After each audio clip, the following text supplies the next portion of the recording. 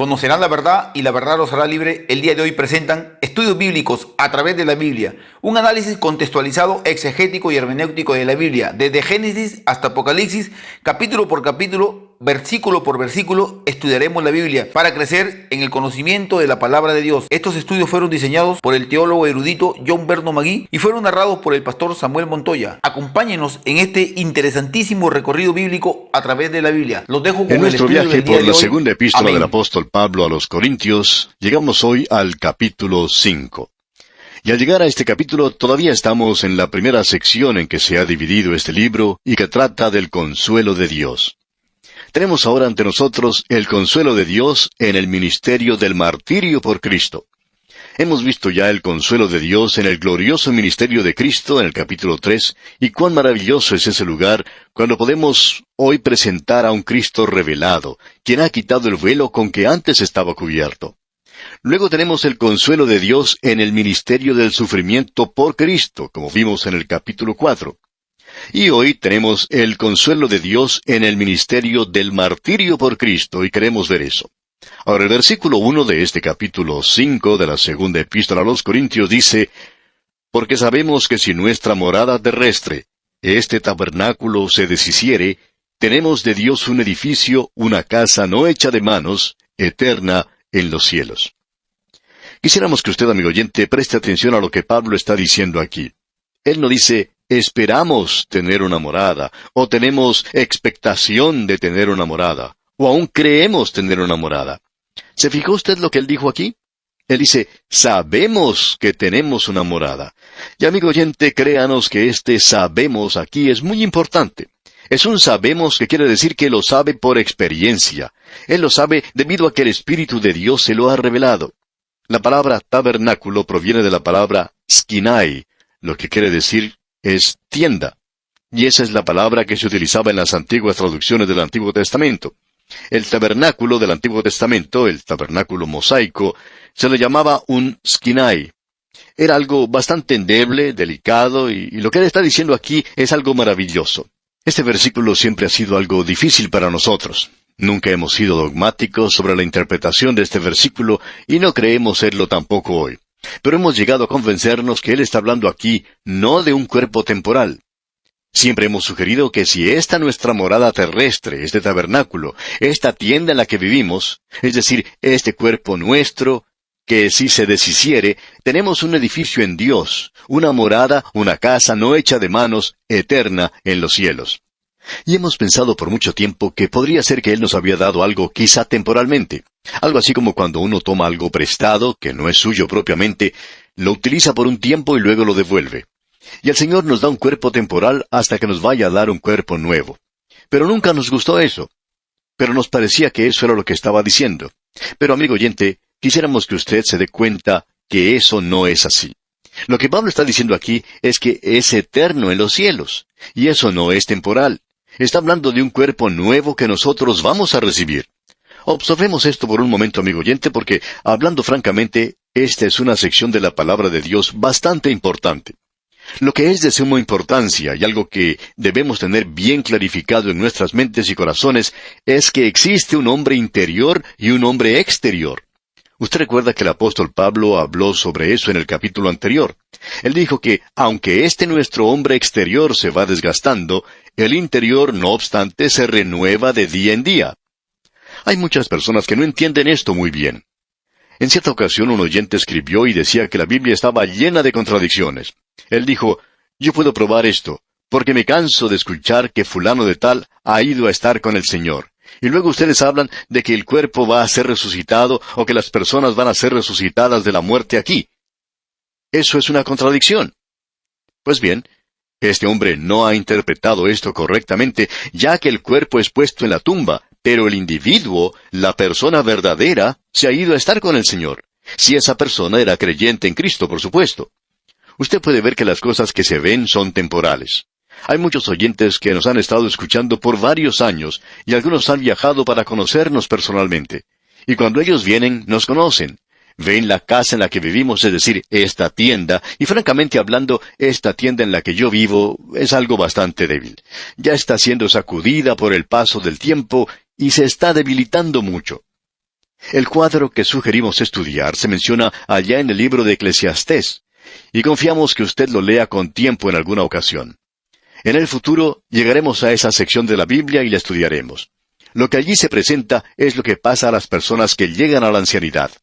Allí se nos habla claramente de lo que ocurre al cuerpo cuando se vuelve viejo. En Eclesiastés capítulo 12 versículo 3 dice, «Cuando temblarán los guardas de la casa». Esta casa ya vieja. ¿Y quiénes son esos guardas? Pues bien, son estas piernas, estas rodillas que ya comienzan a temblar. Luego dice, «Y se encorvarán los hombres fuertes». ¿Y quiénes son esos hombres fuertes? Pues son los hombros. Mi esposa me dice a veces que debo caminar bien derecho. Y luego leemos, «Y cesarán las muelas porque han disminuido». Se le van a caer los dientes, amigo oyente, porque son pocos. Y continúa, «Y se oscurecerán los que miran por las ventanas». Hay personas que necesitan lentes bifocales o aún trifocales. Y quizás se puedan acordar cuando eran jóvenes que solo necesitaban lentes simples o absolutamente nada. Pero al avanzar la edad se necesita más ayuda para poder ver. Y dice, «Y las puertas de afuera se cerrarán por lo bajo del ruido de la muela». Hay hombres y mujeres que al llegar a la ancianidad tienen una voz bastante débil, quizá un poquito chillona, y eso es lo que está ocurriendo en todos nosotros. Este es el hombre exterior, pero existe un hombre interior, y ese hombre interior es espiritual. Es difícil para nosotros comprender esto. Ahora, Dios es una persona, pero Dios no es un Dios físico, material. Dios es espíritu. La palabra de Dios dice, Dios es espíritu, y los que le adoran, en espíritu y en verdad es necesario que le adoren. Eso lo dijo el Señor Jesucristo mismo. Uno escucha a la gente a veces decir, no me gusta llegar a ser viejo. Amigo oyente, uno puede disfrutar de eso. Uno puede disfrutar el llegar a viejo, jubilarse, y llegar a hacer las cosas que uno quiere hacer. Y esto es algo maravilloso. El médico le dice a uno, yo quiero que usted haga lo que le plazca. Y la esposa de uno le puede decir que haga otras cosas, y uno le puede decir lo que dijo el médico. Aunque a veces eso no da resultado, por supuesto. Pero permítanos decirle, amigo oyente, que esto es algo maravilloso, porque cada año que pasa nos acerca más y más a Él. Algún día cercano le podremos ver personalmente. Vamos a ver al Señor Jesús cara a cara, aquel que nos amó y se entregó por nosotros. Amigo oyente, en realidad esto nos produce gozo y francamente hablando, en esa edad quizá uno no tenga tantas luchas con el mundo de la carne y el diablo como lo podía tener antes. Creemos que esas cosas pueden abandonarnos cuando lleguemos a ser viejo. Eso es algo maravilloso. Esta casa vieja se está haciendo más vieja aún. Y amigo oyente, dice aquí que tenemos de Dios un edificio, una casa no hecha de manos, eterna en los cielos. Eso lo tenemos allá arriba. Ese es el cuerpo que Él nos va a dar un día muy pronto. Se siembra cuerpo animal, resucitará cuerpo espiritual. Ahora Pablo dice algo más en el versículo 2 que también es maravilloso. Leamos el versículo 2 de este capítulo 5 de la segunda epístola a los Corintios. Y por esto también gemimos, deseando ser revestidos de aquella nuestra habitación celestial. Bueno, nosotros nos quejamos, gemimos en este cuerpo, y uno no puede hacer otra cosa. Luego en la primera parte del versículo 4 dice, porque asimismo los que estamos en este tabernáculo gemimos con angustia. El autor de estos estudios bíblicos, el Dr. J. Vernon McGee, contaba que él había construido un lugar para poder estudiar sobre el garaje de su casa. No lo había podido hacer en la iglesia porque allí tenía nada más que su oficina. Por tanto, había hecho un lugar para estudiar en su casa. Y como el lugar era amplio, a veces podía dormir allí mismo. Y él contaba que cuando se levantaba por la mañana y tenía que bajar las escaleras, notaba que no era tan fácil hacerlo. Y cuando recién se levantaba, se quejaba y gemía y cada paso que daba era un quejido. Y él dice que su esposa le indicaba que no hiciera eso. A lo cual él respondía que en las Escrituras dice que uno puede quejarse, que puede gemir, porque Pablo dice que gime en esta casa. Y yo quiero gemir en la casa donde yo estoy, decía el Dr. McGee. Bien, pasando ahora al versículo 3 de este capítulo 5 de la segunda epístola a los Corintios, el apóstol Pablo dice algo muy diferente. Leamos ese versículo. Pues así seremos hallados vestidos y no desnudos. Esto es algo bastante interesante. Uno de estos días Él llamará a los suyos para que salgan de este mundo, aquellos que serán arrebatados para reunirse con el Señor en las nubes, y vamos a tener que aparecer delante de Él. ¿Y cómo vamos a hacerlo? Pues bien, vestidos con su justicia. Pero no todos aquellos que van a ser resucitados serán vestidos con su justicia, porque el Señor Jesucristo fue entregado por nuestras transgresiones y resucitado para nuestra justificación. Y hay muchas personas que no han aceptado esto. Ellos han rechazado al Señor Jesucristo, y por tanto se nos dice que es una resurrección tanto para los justos como para los injustos. Eso es lo que Pablo dice allá en los Hechos capítulo 25, versículo 15. El Señor Jesús mismo lo dijo en el Evangelio según San Juan capítulo 5, versículo 29. Dice, y los que hicieron lo bueno saldrán a resurrección de vida, mas los que hicieron lo malo a resurrección de condenación. Ahora él aquí está hablando de la resurrección cuando seremos revestidos. Pablo dice que nosotros vamos a ser vestidos con la justicia de Cristo. Amigo oyente, ¿se ha preguntado usted alguna vez cómo va a estar ante su presencia? ¿Va a estar usted vestido con la justicia de Cristo? ¿Aceptado en el amado? Eso es algo maravilloso. Ese es nuestro estado y de esa manera apareceremos ante Él. Usted puede notar aquí que hay una resurrección de aquellos que aparecerán ante el gran trono blanco. Y aquí serán juzgados los perdidos, cada uno según sus obras. Ellos no están vestidos con su justicia, por tanto, van a ser juzgados por sus obras. Y de esa manera es como ellos eligieron que se hiciese. En realidad, la Biblia no menciona solamente un día de juicio. Habrá en realidad como unos 8 juicios que son mencionados en las Escrituras. Está el juicio de los pecados del creyente en la cruz de Cristo. El capítulo 5 del Evangelio, según San Juan, versículo 24, dice, el que oye mi palabra y cree al que me envió, tiene vida eterna y no vendrá a condenación. ¿Por qué? Porque él llevó sus pecados en la cruz. El versículo dice, mas ha pasado de muerte a vida. Luego tenemos el juicio de uno mismo que puede hacer el creyente, como vemos en la primera epístola a los Corintios, capítulo 11, versículo 31, que si nos juzgamos a nosotros mismos, no seremos juzgados. También tenemos el juicio de la disciplina. Allá en la carta a los Hebreos, capítulo 12, versículo 6, leemos, porque el Señor al que ama disciplina y azota a todo el que recibe por hijo. Luego, las obras del creyente van a ser juzgadas. Vamos a ver eso en este capítulo. La nación de Israel será juzgada. Las naciones gentiles serán juzgadas. También tendrá lugar el juicio de los ángeles que han caído, y entonces tendremos el juicio del gran trono blanco, donde serán juzgados aquellos que no han creído en Cristo. Ellos aparecerán en ese juicio desnudos, es decir, ellos no estarán vestidos con la justicia de Cristo. Ahora Pablo dice aquí en este versículo 4 del capítulo 5 de la segunda epístola a los Corintios, porque asimismo los que estamos en este tabernáculo gemimos con angustia, porque no quisiéramos ser desnudados, sino revestidos, para que lo mortal sea absorbido por la vida. Nosotros estamos gimiendo, quejándonos en estos cuerpos. Ahora yo no lo estoy haciendo porque no esté vestido con la justicia de Cristo, porque lo estoy. Le he aceptado. Él es mi Salvador y es la única esperanza que tengo. Ahora el versículo 5 dice, mas el que nos hizo, para esto mismo es Dios, quien nos ha dado las arras del Espíritu. Usted puede ver que Él nos deja saber que hay algo más que sigue. Lo mejor todavía está por venir. Pero Él nos ha dado el Espíritu Santo hoy para que lo tengamos aquí en estos cuerpos débiles, con nuestras fallas y debilidades. Él nos ha dado el Espíritu Santo. Él nos lo ha dado en arras, es decir, como un depósito, un pago adelantado. Él nos ha comprado y Él ha puesto un depósito, por así decirlo. El Espíritu Santo mora en el creyente en el día de hoy. Uno de estos días vamos a dejar este cuerpo, esta casa vieja, y vamos a encontrarnos con el Señor en el aire, amigo oyente. Eso será algo maravilloso.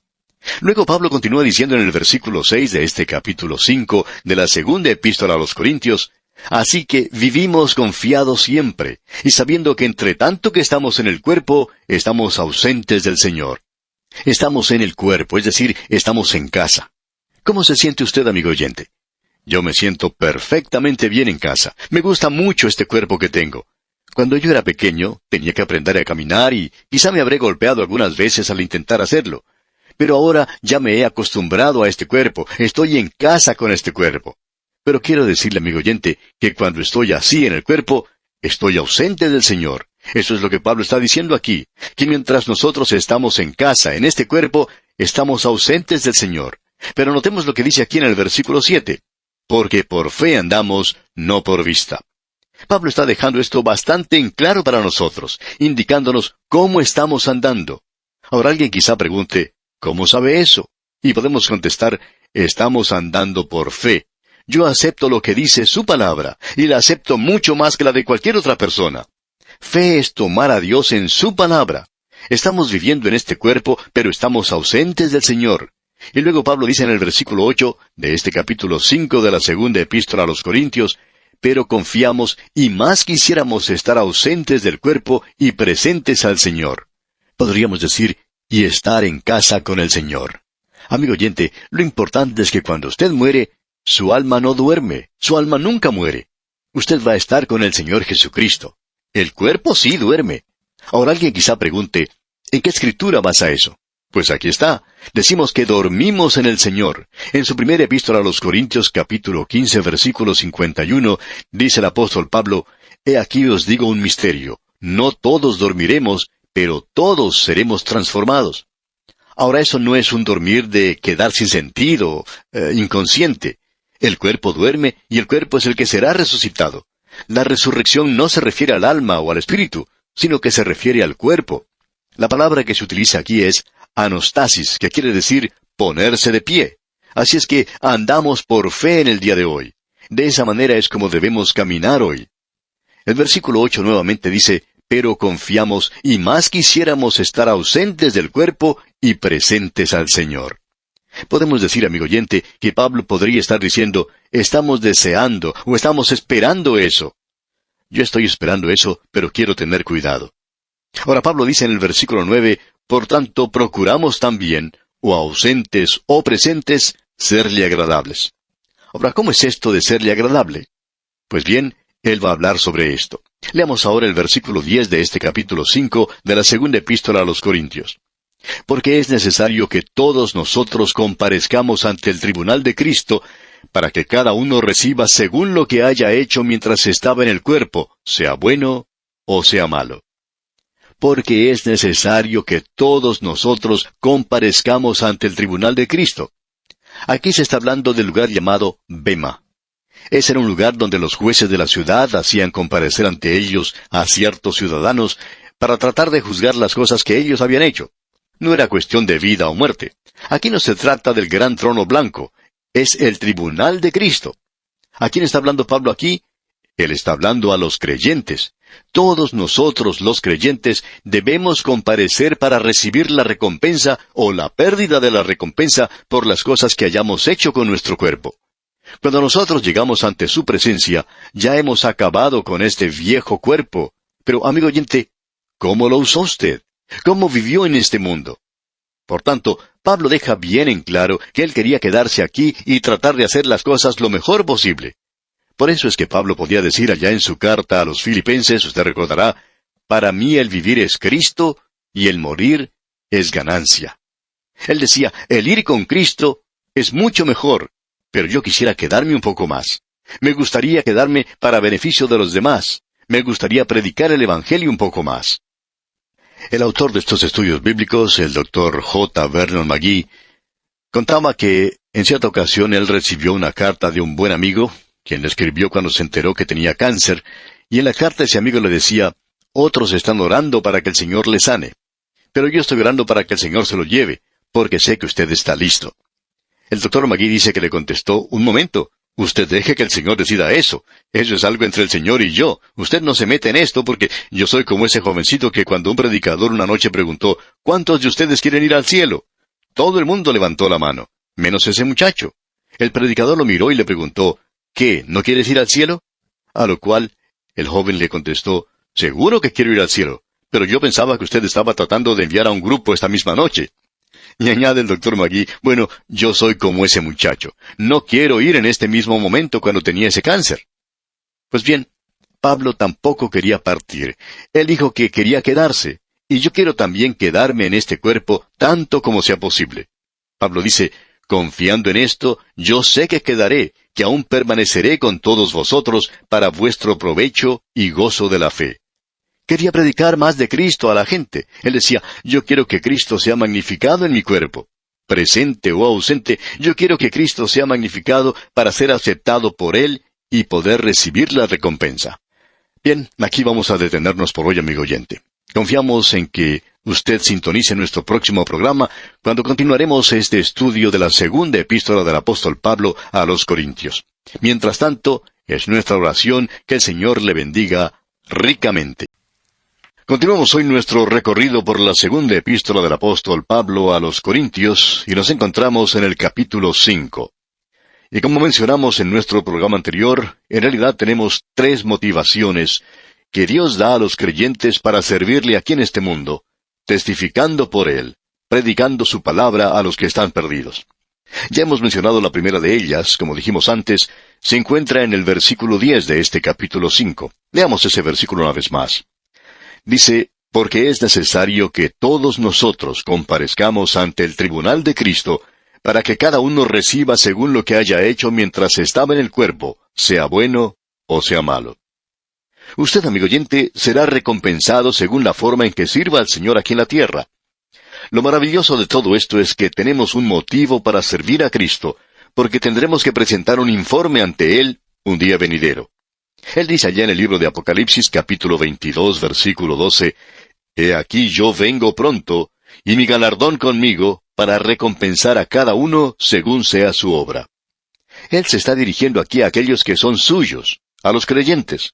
Ellos van a ser llevados, dice aquí, ante el tribunal de Cristo. Como ya dijimos, ese lugar es conocido con el nombre de Bema. Ese no es el trono de Dios, el gran trono blanco. Él dice que nosotros estamos trabajando. En el versículo 9 de este mismo capítulo podríamos cambiar una palabra allí, y que es procurar, diciendo que nosotros somos ambiciosos también, para, o ausentes o presentes, serle agradables. Esta es una palabra bastante interesante. Uno la encuentra en la carta a los Tesalonicenses, donde el apóstol Pablo la usa en la primera epístola. En el capítulo 4 de esta primera epístola a los Tesalonicenses, él dice que procuréis tener tranquilidad y ocuparos en vuestros negocios. Tener ambición de ocuparse en sus propios negocios, y eso es muy bueno, ¿no le parece? Aquí nos dice que por tanto somos ambiciosos también, o ausentes o presentes, de serle agradables.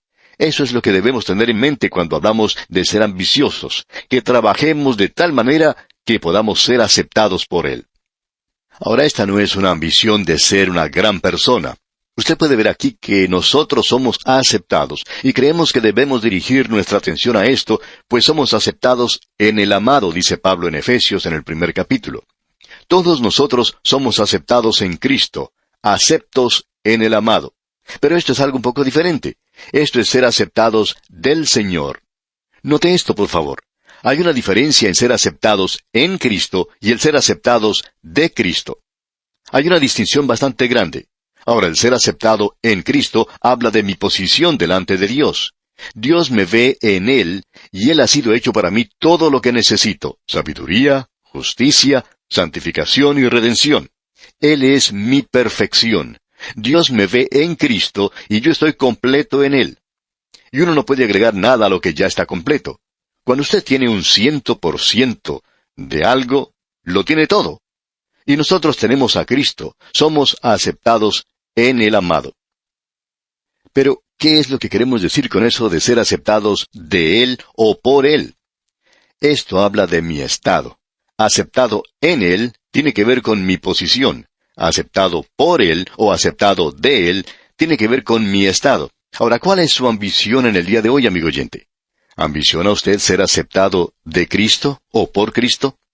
Esta clase de ambición no quiere decir que usted tenga que caminar sobre cualquier persona que se le presente o empujar a un lado a aquellos que están delante de usted para poder alcanzar la cima. Tememos que en muchos aspectos de la obra cristiana hay personas así, que quieren hacerse un nombre para sí mismos. El Dr. G. Campbell Morgan cuenta de cómo él luchó con este problema. Él era un maestro de escuela cuando fue llamado a ser un ministro de Dios. Y fue para él un momento muy solemne. Él sintió que el Señor le estaba diciendo: tú has sido apartado de una manera definitiva para el ministerio de la palabra de Dios. Ahora, ¿quieres ser un gran predicador o quieres ser mi siervo? Y lo primero que el Dr. Morgan dijo fue: quiero ser un gran predicador. Y esa puede ser una ambición maravillosa. Pero después de un tiempo comenzó a analizar esto en su mente. ¿Quieres ser un gran predicador o quieres ser mi siervo? Y luego, cuando él finalmente reaccionó a esto, dijo: Bueno, no puedo ser un siervo y un gran predicador a la vez, de modo que tengo que elegir uno de los dos. Finalmente, dijo, bendito Señor, quiero ser tu siervo antes que ser cualquier otra cosa, y estoy dispuesto a ser un predicador obscuro. Pues bien, amigo oyente, creemos que Dios hizo del Dr. G. Campbell Morgan no solamente su siervo, sino que también lo hizo un gran predicador. Amigo oyente, a veces nosotros pensamos que nuestra ambición debería ser algo grande para Dios. Pero Dios nos dice, yo quiero que ustedes sean mis siervos, eso es todo. Cuando usted y yo podamos decir, Señor, tómame, fórmame, y haz lo que quieras conmigo, entonces vamos a hacer cosas grandes para Él. Usted recordará de la manera que lo dijo Jeremías allá en el capítulo 45, versículo 5. Dijo, ¿y tú buscas para ti grandezas? No las busques, porque he aquí que yo traigo mal sobre toda carne, ha dicho Jehová. Pero a ti te daré tu vida por botín en todos los lugares a donde fueres. Eso es hablar claro, ¿verdad? Amigo oyente, ¿está usted tratando de hacer grandes cosas para usted mismo? Hay muchos predicadores que son ambiciosos. Hay muchos laicos que son ambiciosos. Hay muchos obreros creyentes y creyentes comunes que son ambiciosos. Pero esta es una ambición egoísta. ¿Quiere usted ser el siervo de Dios? Si usted lo es, entonces puede estar capacitado para hacer algo por lo cual Él le puede dar su recompensa. Hablando honradamente, me estoy preocupando un poquito por esto. Quiero estar seguro de ser su siervo. Quiero ser un siervo ahora. Yo voy a tener que presentarme delante de Él y usted también, amigo oyente. Eso tiene que ser una motivación suficiente para servirle hoy. ¿Está usted haciendo algo hoy? Y cuando decimos hoy, estoy usando esa expresión en una forma más bien relativa. Es decir, en este día en que vivimos, ¿está usted haciendo algo que Él pueda aceptar hoy? Que cuando usted llegue a su presencia, Él pueda decirle, muy bien hecho, buen siervo y fiel. Ese es el primer motivo. Sigamos adelante ahora porque Pablo nos presenta el segundo motivo aquí y lo podemos leer en el versículo 11. Dice, conociendo pues el temor del Señor, persuadimos a los hombres, pero a Dios le es manifiesto lo que somos y espero que también lo sea a vuestras conciencias. La Biblia habla mucho sobre el temor del Señor. En realidad se nos dice que el temor a Jehová es el principio de la sabiduría. Y hay quienes hoy, en especial los de tendencia liberal, dicen, bueno, uno no necesita temer a Dios. Dios es bueno, es dulce, es amable y tierno, y uno solo tiene que recordar eso y tratarlo, bueno, de cualquier manera que quiera. Él nos perdona mucho. Y estos liberales también enseñan la paternidad universal de Dios y la hermandad universal del hombre. Y para nosotros esa es una de las doctrinas más condenables que puede existir en el día de hoy. Pero ¿sabe usted lo que dice la palabra de Dios? Allá en la carta a los Hebreos, capítulo 10, versículo 31, leemos, horrenda cosa es caer en manos del Dios vivo. En el día presente, nosotros le estamos dando un pan sintético a la gente. Se le está presentando un evangelio lindo y brillante, pero sin contenido. Pero amigo oyente, nuestro Dios es un Dios santo, es un Dios justo, y Él le ama, Él quiere salvarle. Y si usted no hace las cosas como Él quiere, entonces va a tener que estar en juicio ante Él. Conociendo pues el temor del Señor, persuadimos a los hombres. Hay muchos púlpitos en la actualidad donde no se está presentando un sermón sobre el infierno, no se habla nunca sobre el castigo, tampoco se tocan temas como el juicio. Y como resultado, el juicio de Dios es casi una nota perdida en el protestantismo hoy. El Señor Jesucristo dijo que había venido a buscar y a salvar aquello que se había perdido. Amigo oyente, es una cosa terrible el caer en las manos de Dios. Es una cosa temerosa caer en las manos del Dios viviente. Necesitamos reconocer que esto es algo por lo cual vamos a tener que rendir cuentas. Ahora en el versículo 12, el apóstol Pablo dice, no nos recomendamos pues otra vez a vosotros, sino os damos ocasión de gloriaros por nosotros, para que tengáis con qué responder a los que se glorían en las apariencias y no en el corazón. En otras palabras, amigo oyente, si usted está presentando todo el consejo de Dios, lo puede hacer de una manera amable, amorosa. Usted no tiene que hacer caer truenos y relámpagos. Pero necesitamos reconocer hoy y declararlo claramente que los hombres están perdidos. Si nosotros decimos esto, no nos estamos encomendando a nosotros mismos. No estamos tratando de ser populares. Siempre tememos a esas cosas suaves y lindas que escuchamos en la actualidad. Hay tantos hoy que tratan de seguir el camino de la psicología.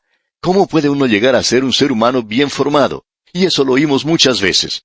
Y también que no es bueno que uno tenga vibraciones malas. Tiene que tener siempre vibraciones buenas. Permítanos decirle, amigo oyente, y lo decimos cariñosamente, que si usted está sin Cristo hoy, no son vibraciones las que necesita. No necesita tampoco gran cantidad de ideas psicológicas. Usted está en camino al infierno, amigo oyente, porque es pecador. Necesita a Cristo Jesús. Quizá eso no sea muy popular, pero es lo que la Biblia dice, y es lo que nosotros enseñamos de la palabra de Dios. No nos recomendamos, pues, otra vez a vosotros. No queremos que ustedes se gloríen por nosotros. Lo importante es declarar todo el consejo de Dios, y esa es una motivación suficiente, la de predicar la palabra de Dios. Eso es lo que puede despertar a esas iglesias que están dormidas. Creemos que ya le hemos hablado lo suficiente a la gente acerca de las necesidades. Hay libros escritos sobre eso, y los misioneros llegan y hablan de las necesidades que existen en lugares lejanos. También lo decimos a menudo por radio. Pero tenemos que fijarnos, amigo oyente, en la necesidad de nuestra nación. Cada una de nuestras naciones es uno de los campos misioneros más grandes hoy. Pero tenemos problemas en comunicar eso a la gente. Hay gente en camino al infierno que se codea cada día con usted. Luego continuamos en el versículo 13 de este capítulo 5 de la segunda epístola a los Corintios leyendo, «Porque si estamos locos, es para Dios, y si somos cuerdos, es para vosotros». Usted puede pensar que quizá yo esté loco. Pablo dice, usted puede pensar que estoy loco, pero estoy haciendo esto para Dios. Y usted puede pensar que estoy cuerdo. Pues bien, es para vosotros. Eso es lo que Pablo dice. Y luego él nos da el tercer motivo, que también es una motivación para servir. Leamos el versículo 14 de este capítulo 5 de la segunda epístola a los Corintios. Porque el amor de Cristo nos constriñe, pensando esto, que si uno murió por todos, luego todos murieron. El amor de Cristo nos constriñe. Esta palabra ha sido mal entendida. Se ha pensado que el amor de Cristo nos restringe, nos ata, nos amarra, no nos permite actuar. Y eso no es lo que Pablo está diciendo aquí. Lo que él está diciendo es que el amor de Cristo nos está empujando, nos está motivando, nos está impulsando. El amor de Cristo nos está lanzando hacia adelante. Es el amor de Cristo el que causa que prediquemos la palabra de Dios. Esa es la motivación.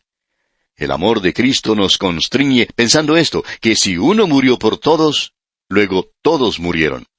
Eso fue lo que motivó a que el apóstol Pablo saliera y visitara hasta los lugares más alejados de la tierra. El Evangelio tiene que ser predicado, amigo oyente, en el poder del Espíritu Santo.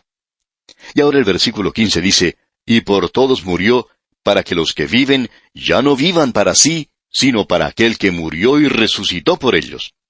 Este es el Evangelio. El amor de Cristo nos constriñe, y el Evangelio tiene que manifestar la muerte, la sepultura y la resurrección del Señor Jesucristo. Esos son los hechos del Evangelio, y cuando nosotros los predicamos a los hombres, les estamos haciendo un llamado para que se reconcilien con Dios ahora mismo. Eso es lo que el Evangelio es. Dios dice ahora que usted puede ser reconciliado con Él. Además, quisiéramos que usted se dé cuenta de algo. Pensando esto, que si uno murió por todos, luego todos murieron. Esto quiere decir en realidad que la humanidad está bajo la sentencia de muerte. Cuando Adán estaba en el jardín del Edén, él era nuestra cabeza federal. Él era la cabeza de la antigua creación. Y esa creación estaba en juicio, digamos, en Adán. Dios le dijo a él, «Del árbol de la ciencia del bien y del mal no comerás, porque el día que de él comieres, ciertamente morirás». Adán, de una manera deliberada, desobedeció a Dios. Y él entonces cayó bajo la sentencia de muerte, y cuando hizo esto, se llevó a toda la raza humana con él. Porque todos estamos representados en él. Usted y yo hemos nacido en una familia de muerte. Toda la humanidad se encuentra ahora bajo la sentencia de muerte. Alguien ha dicho, en el mismo momento en que uno nace, esa nueva vida que tiene la comienza a perder. Y David dice, aunque ande en el valle de sombra de muerte. Él no quiso decir el fin de la vida, sino que quiso decir que toda su vida él había estado andando como por un callejón sin salida de la muerte.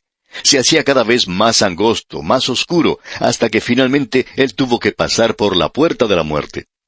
Ahora permítanos presentarle una ilustración en cuanto a esto, para aclarar un poco más. Podemos pensar, por ejemplo, en la cordillera de los Andes.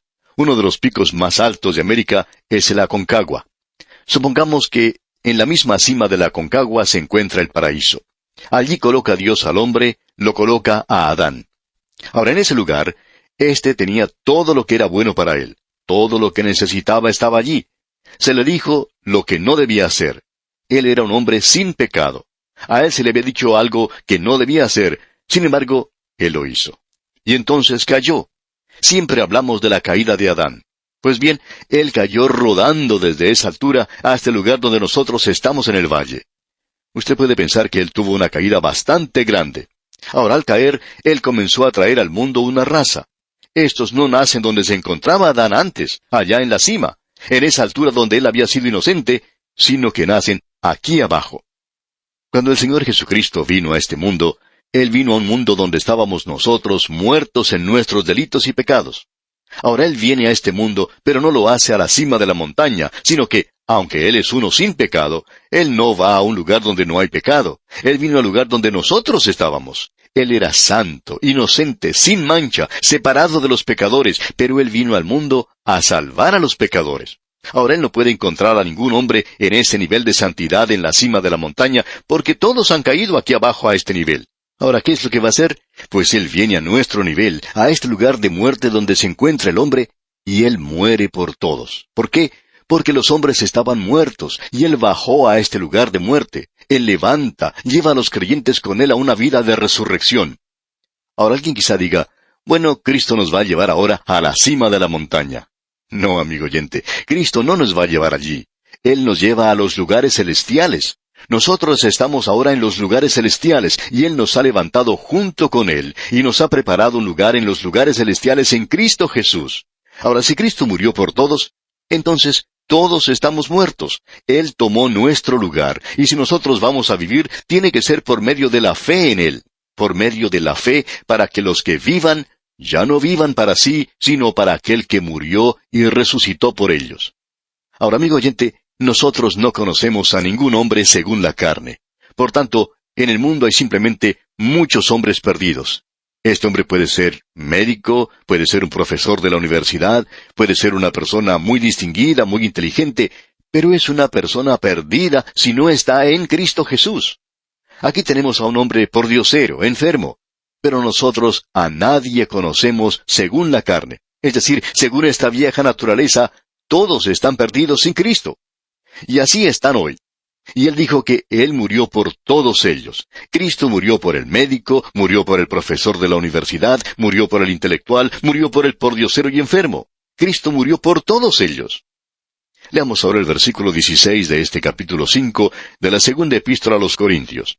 El apóstol Pablo dice, de manera que nosotros de aquí en adelante a nadie conocemos según la carne, y aun si a Cristo conocimos según la carne, ya no lo conocemos así.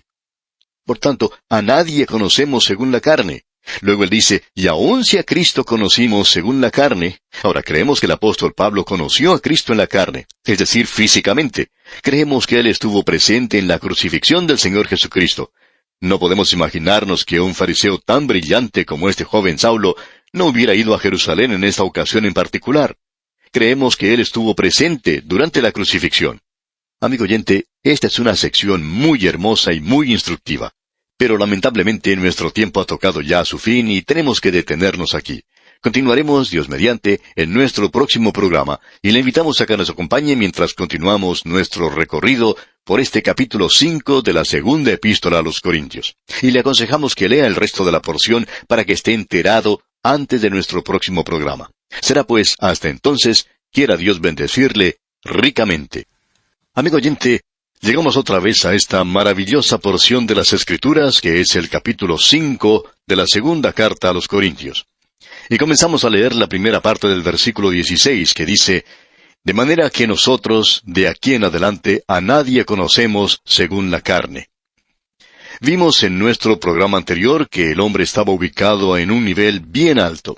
Adán así lo estaba, pero Adán desobedeció a Dios y cayó. Él cayó de la cima de la montaña. Él estaba allí arriba en la cima de la montaña. Lo habíamos comparado con la cima de la Aconcagua, ¿recuerda usted? Pero él bajó tan bajo, cayendo desde esas alturas. vino al lugar donde nos encontramos nosotros, aunque nosotros no estábamos entonces aquí. Él llegó a este bajo nivel y comenzó a procrear hijos e hijas en este lugar de muerte. Ahora el Señor Jesucristo vino y se fue de este lugar de muerte. Y aquellos que confían en Él, ¿qué beneficio reciben? Pues bien, Él no los vuelve a llevar a la cima de la montaña para que vuelvan a caer de allí. Él los va a llevar ahora a un lugar seguro, a lugares celestiales. Ahora eso es para el Hijo de Dios y le da una nueva interpretación a la familia humana. Y queremos que usted, amigo oyente, aprecie esto porque en realidad es la única solución y la única cosa que nos permite sobrepasar las divisiones que existen, ya sea de color, de raza o divisiones sociales. Él dice una vez más aquí en este versículo 16 de este capítulo 5, de manera que nosotros de aquí en adelante a nadie conocemos según la carne. Nosotros no conocemos a otra persona como de color negro, no conocemos a aquel otro hombre como de piel amarilla, o a este otro como un hombre blanco, no conocemos a este hombre como una persona rica, ni a este otro como un pobre. Lo que sabemos de todas estas personas, ya sea negra, amarilla, blanca, pobre, rica, hombre o mujer, es que todos ellos son pecadores. Todos estamos en un mismo nivel. Nosotros no los conocemos según la carne. Usted recordará lo que Santiago dijo. Él dijo que cuando un hombre rico entrara a su congregación, con anillo de oro y con ropas buenas, que uno le daba el lugar de honor, y que ponía al hombre pobre en un lugar inferior. Él dice que eso está mal hecho. ¿Por qué está mal hecho? Como hijos de Dios, nosotros debemos mirar a toda la familia humana como simplemente pecadores. En realidad, la línea divisoria que existía entre el judío y el gentil ha sido borrada, de modo que ambos, tanto judíos como gentiles, son pecadores iguales ante Dios. La única solución es el Evangelio del Señor Jesucristo. Nosotros a nadie conocemos según la carne. Y el apóstol continúa en la segunda parte de este versículo 16 diciendo, y aun si a Cristo conocimos según la carne, ya no lo conocemos así. Cristo estuvo aquí hace más de 2000 años. Nació en Belén, creció en Nazaret, caminó por Galilea, comenzó su ministerio en Caná de Galilea y fue a Jerusalén. Murió en la cruz en ese lugar. Fue sepultado fuera de la ciudad en la tumba de José de Arimatea. Resucitó nuevamente al tercer día y apareció a aquellos que le pertenecían y ascendió a los cielos. Ahora no lo conocemos más como el hombre de Galilea, amigo oyente. Él no es el hombre de Galilea hoy.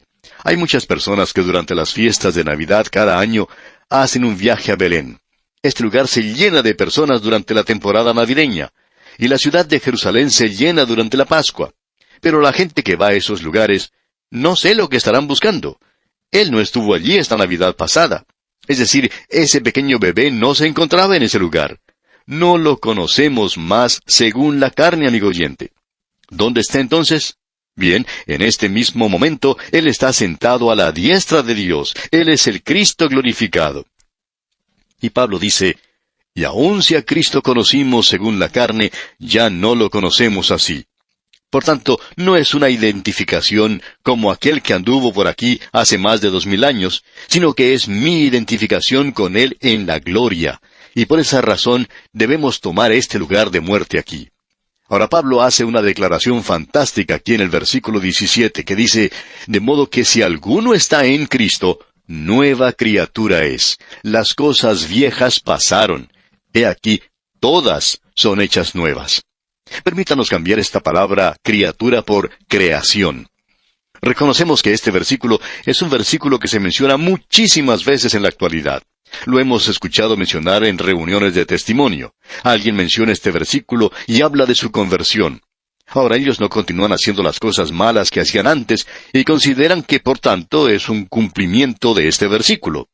Permítanos decirle, amigo oyente, y queremos tener mucho cuidado con esto ahora, que si usted y yo somos una nueva creación en Cristo Jesús, ¿cuáles son las cosas viejas que han pasado? Pues bien, las cosas viejas que han pasado, recuerde que estamos hablando de que nos encontramos al pie de la montaña, donde todos nosotros somos pecadores que hemos confiado en Cristo. Aquellas relaciones que teníamos antes han pasado. Nosotros ya no nos identificamos con Adán, no estamos identificados más con el sistema mundial. Pero ahora estamos identificados con Cristo Jesús. Hemos sido bautizados en el cuerpo de creyentes y pertenecemos a Él. Estas son las cosas viejas que han pasado, y las nuevas cosas ahora se refiere a esta nueva relación que tenemos con el Señor Jesucristo, y eso es lo que tiene valor. Queremos ser bien prácticos en esto. Hablemos de las cosas tal cual son, amigo oyente. Ahora quizá alguien diga, este es un versículo maravilloso, pero ¿cómo puedo conocer absolutamente si yo soy una nueva creación en Cristo? Pues bien, escuchemos lo que dice el Señor Jesucristo allá en el Evangelio según San Juan, capítulo 5, versículo 24. Dice el Señor, de cierto os digo, el que oye mi palabra y cree al que me envió, tiene vida eterna, y no vendrá a condenación, mas ha pasado de muerte a vida. ¿Confía usted en Él, amigo oyente? ¿Ha creído usted en el Señor Jesucristo? ¿Está usted seguro de eso? Pues bien, si usted confía en Él, entonces, ¿qué es lo que Él está diciendo? Que tiene vida eterna, que no vendrá a condenación, sino que ha pasado de muerte a vida. Él dijo eso. ¿Lo cree usted? Entonces, usted es una nueva creación, ¿no es así? Ahora, basándonos en esa experiencia, y esperamos que usted tenga una pequeña experiencia, pero la base no es la experiencia, sino lo que la palabra de Dios tiene que decir. Usted ya no pertenece a la vieja creación que cayó con Adán. La nueva creación está firme en Cristo. Y si usted, amigo oyente, está en Él, usted está en Él. Usted y yo, amigo oyente, estamos en un lugar de peligro en el día de hoy, en un lugar de tentación, y podemos fracasar de muchas maneras. Pero lo maravilloso es que el Señor Jesucristo nos ha redimido. Ahora Pablo habla de esto. Él dice aquí en el versículo 18 de este capítulo 5 de la segunda epístola a los Corintios, y todo esto proviene de Dios, quien nos reconcilió consigo mismo por Cristo y nos dio el ministerio de la reconciliación. Quisiéramos que usted note esto, que es conocido como el ministerio de la reconciliación. Este ministerio de la reconciliación es en realidad el llamado de Dios a los hombres perdidos en todas partes, para que vayan a Él con todos sus pecados, con todas sus cargas y problemas, con todas las diferencias y dificultades, para que sean reconciliados en Él. Quisiéramos echar una mirada aquí a este tema de la reconciliación. Esto se utiliza 2 veces aquí en el versículo que hemos leído y también 2 veces en el próximo versículo. Luego, en el versículo que sigue, en el versículo 20 una vez más, y el versículo 21 resume todo esto. Ahora nosotros nos encontramos en una sección bastante importante y por un momento lo vamos a considerar. Porque esto nos presenta aquí de una manera maravillosa este ministerio de la reconciliación. Este ministerio de la reconciliación es algo muy importante. Es tan importante que necesitamos reconocer el lugar que ocupa en el día de hoy. Dios ha reconciliado el mundo a sí mismo. La reconciliación no debe confundirse con la salvación. No quiere decir salvación para todos, sino que quiere decir que es el ministerio de cambiar completamente, es decir, cambiar de adentro hacia afuera, de arriba hacia abajo. De modo que si alguno está en Cristo, nueva creación es. Notemos ahora lo que la reconciliación es del lado de Dios. Leamos este versículo 18 una vez más. Y todo esto proviene de Dios, quien nos reconcilió consigo mismo por Cristo y nos dio el ministerio de la reconciliación. El ministerio de cambiar completamente. Pero, ¿quién está cambiando completamente? Bueno, notemos el versículo 19. Que Dios estaba en Cristo reconciliando consigo al mundo, no tomándoles en cuenta a los hombres sus pecados, y nos encargó a nosotros la palabra de la reconciliación. Aquí tenemos algo muy importante y no queremos que usted lo pase por alto.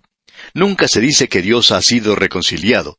Dios nunca cambia completamente. Él es el mismo ayer, hoy y por los siglos.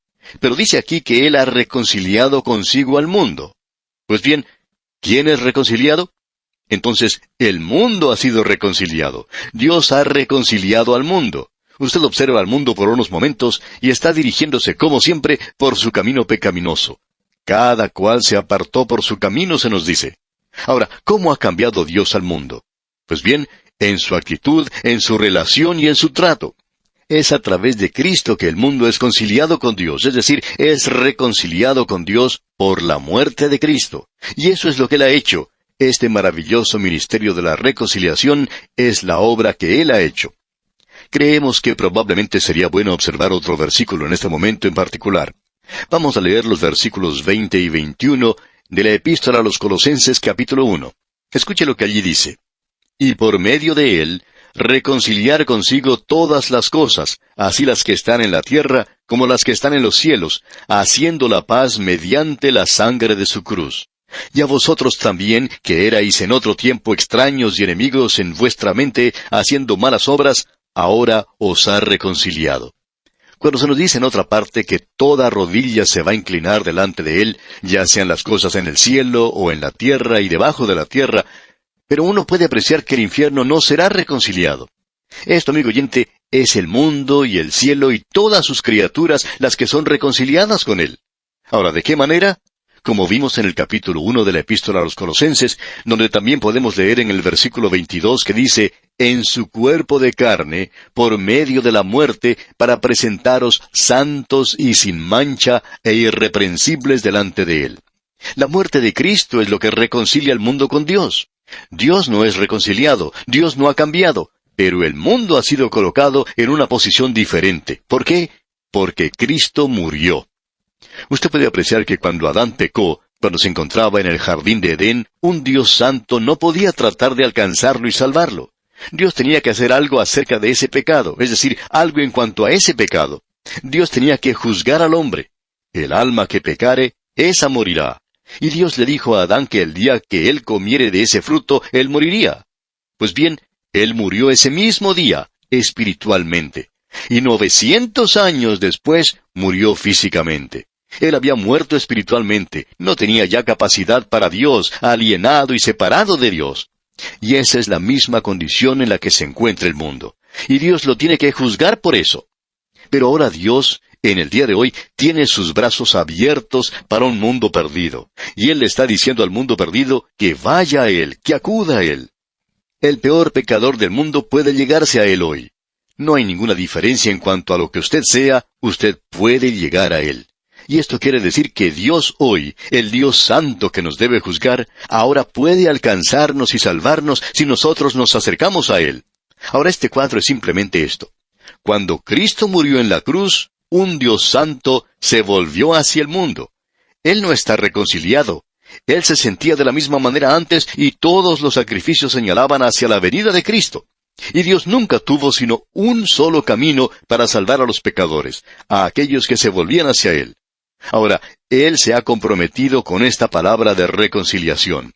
¿Y para quién es la reconciliación? Pues bien, usted puede apreciar que Dios se volvió hacia los hombres. Uno no tiene que hacer nada para ganar su atención. Dios no es un policía que está esperando que nos acerquemos a Él para tomarnos y echarnos a la cárcel. Dios no está enojado con usted. Él no lo odia, al contrario, Dios le ama en este día. ¿Recuerda usted lo que ocurrió con esa mujer que fue llevada ante el Señor Jesucristo allá en el capítulo 8 del Evangelio según San Juan? ¿Recuerda usted lo que el Señor le dijo a ese grupo de líderes religiosos hipócritas? El Señor dijo, el que de vosotros esté sin pecado, sea el primero en arrojar la piedra contra ella. ¿Y cómo se apartó de allí ese grupo? ¿Sabe por qué, amigo oyente? Dice allá en el Evangelio según San Juan que él escribió algo en el polvo. Es muy interesante esto porque Jeremías en el capítulo 17, versículo 13 dice, «Oh Jehová, esperanza de Israel, todos los que te dejan serán avergonzados, y los que se apartan de mí serán escritos en el polvo, porque dejaron a Jehová manantial de aguas vivas». Aquellos que se encontraban cerca del Señor Jesucristo, esos fariseos, comenzando con el más viejo hasta el más joven, se apartaron. Los viejos quizás tenían un poco más de sentido común que los jóvenes. Estos quizás se quedaron un poco más, pero los más viejos reaccionaron más rápido. Él estaba escribiendo en el polvo. Uno de los más ancianos podía leer lo que estaba escribiendo. Nadie sabía que él había tenido algo que ver con esa muchacha en la ciudad de Corinto, pero el Señor Jesús sí lo sabía. Quizá lo único que hizo fue escribir el nombre de la muchacha, y este fariseo anciano ya lo pudo leer y de pronto recuerda que tiene otras cosas que hacer. Antes de que pasara mucho tiempo, todos se habían retirado con la excepción de una persona. ¿Y quién era esa persona? El Señor Jesucristo. El único que podía haber arrojado una piedra contra ella, no lo hizo. ¿Qué fue lo que dijo? ¿Dónde están los que te acusaban? Y ella le contestó, todos se han ido, no quedó ninguno. Y Jesús le dijo, ni yo te condeno, vete y no peques más. Él había realizado la reconciliación. No es que estaba cerrando sus ojos al pecado. Él murió por los pecados de esa mujer. Él le pudo decir a ella, vete y no peques más. Amigo oyente, Dios tiene sus brazos abiertos hacia usted. Veamos ahora lo que Pablo dice en el versículo 20 de este capítulo 5 de su segunda epístola a los Corintios. Así que somos embajadores en nombre de Cristo, como si Dios rogase por medio de nosotros, os rogamos en nombre de Cristo, reconciliaos con Dios. Entonces, ¿cuál es el mensaje? Pues bien, el mensaje de hoy es que somos embajadores. Observemos esto por un momento. ¿Quiénes son embajadores? Pues bien, según el diccionario, es un agente diplomático de primera clase que representa al Estado, al jefe del Estado y al gobierno que lo nombra cerca de otro Estado. El embajador representa a la persona misma del jefe del Estado que le envía. Nosotros somos embajadores de Cristo. Estamos en un país extranjero. Pedro dice que nosotros somos peregrinos y extranjeros en esta tierra. Pablo en su epístola a los Filipenses, capítulo 3, versículo 20, dice, «Mas nuestra ciudadanía está en los cielos, de donde también esperamos al Salvador, al Señor Jesucristo». O sea que nuestra ciudadanía está en los cielos, y nosotros somos embajadores aquí en la tierra. ¿Y sabe una cosa, amigo oyente? Cuando un embajador está presente ante un gobierno, quiere decir que ambos países gozan de relaciones amistosas. Dios todavía está manteniendo relaciones amistosas con este mundo. Pero uno de estos días, amigo oyente, Él llamará a sus embajadores a su patria y entonces comenzará el juicio. Usted puede darse cuenta que cuando el hombre pecó, el Dios Santo volvió su rostro. Pero Dios amó al hombre, y cuando Cristo murió en la cruz, le permitió que le extendiera sus brazos como una bienvenida y decir, tú puedes venir. Ustedes son ahora mis embajadores. ¿Y qué es entonces lo que debemos hacer? Podemos presentar el mensaje de Dios de que Él le salvará. Lo que Dios le está diciendo sencillamente es que acuda a Él. Dios no está tratando de igualar la cuenta. Él no le va a castigar. Dios no quiere condenarlo. Dios no quiere poner su mano sobre usted. Si usted es su hijo y peca, uno no va a escaparse. Pero amigo oyente, este es un gran día. Nosotros le podemos decir, reconcíliese con Dios. Y todo lo que Él pide es que usted se vuelva hacia Él. ¿Por qué? Porque Él llevó toda su culpa por usted. Él ha sido reconciliado. Usted no tiene que derramar ninguna lágrima para que Él le acepte. Había un evangelista que siempre estaba tratando de hacer que la gente llorara. Y uno a veces se podía divertir con él y preguntarle cuántas lágrimas había que derramar para ablandar el corazón de Dios. A lo que él contestaba que eso era ridículo. Si uno le decía que hacía falta 12 lágrimas, entonces 11, pues no serían suficientes. Pero eso es algo tonto, y él lo decía también. Y uno podía estar de acuerdo con eso. Uno no tiene que derramar ninguna lágrima, amigo oyente. El corazón de Dios es tierno. Él le ama y quiere salvarle. ¿Por qué? Bueno, miremos lo que dice aquí el versículo 21, el último versículo de este capítulo 5 de la segunda epístola a los Corintios. Dice, «Al que no conoció pecado, por nosotros lo hizo pecado, para que nosotros fuésemos hechos justicia de Dios en él». Él tomó mi lugar en este mundo. Al que no conoció pecado, por nosotros lo hizo pecado, para que nosotros fuésemos hechos justicia de Dios en él. Él me ha dado su lugar, me ha vestido con su justicia. Permítanos decirlo de esta manera. Él tomó mi infierno aquí abajo para que yo pudiera tener su cielo allá arriba. Él lo hizo por mí. Amigo oyente, Él está diciendo que hizo lo mismo por usted. Él está diciendo que sea reconciliado. ¿No quisiera usted mirarle a Él? ¿Por qué no se acerca a Él? ¿Por qué no confía en Él? Él no va a poner sobre usted su mano como castigo sobre usted. Él llevó todas sus culpas por amor a usted. Él lo toma a usted de su mano y nunca perecerá si se allega a Él. Amigo oyente, hágalo ahora. Hágalo hoy mismo. Podemos decir de paso que esto es una palabra maravillosa. ¿Se lo ha contado a alguna otra persona? Hablando honradamente, amigo oyente, quien quiera que usted sea, donde quiera que esté, ¿qué está haciendo usted hoy para presentar este mensaje de reconciliación a un mundo perdido? Dios ha sido reconciliado. Él es el mismo ayer y hoy y por los siglos. Él siente lo mismo en este momento que lo que sintió el día que murió en la cruz del Calvario para salvarle. El mundo ha sido reconciliado con Él, pero usted va a tener que volverse hacia Él, y por medio de la fe lo puede hacer. Prediquemos esta palabra. Si usted no lo está haciendo en otra parte, ayúdenos a que nosotros lo hagamos hoy. Y así concluimos nuestro estudio de este capítulo 5 de la segunda epístola del apóstol San Pablo a los Corintios. Dios mediante, en nuestro próximo programa, comenzaremos a estudiar el capítulo 6. Le invitamos a que nos acompañe. Hasta entonces, pues, amigo oyente, que las bendiciones del Señor inunden su vida es nuestra ferviente oración.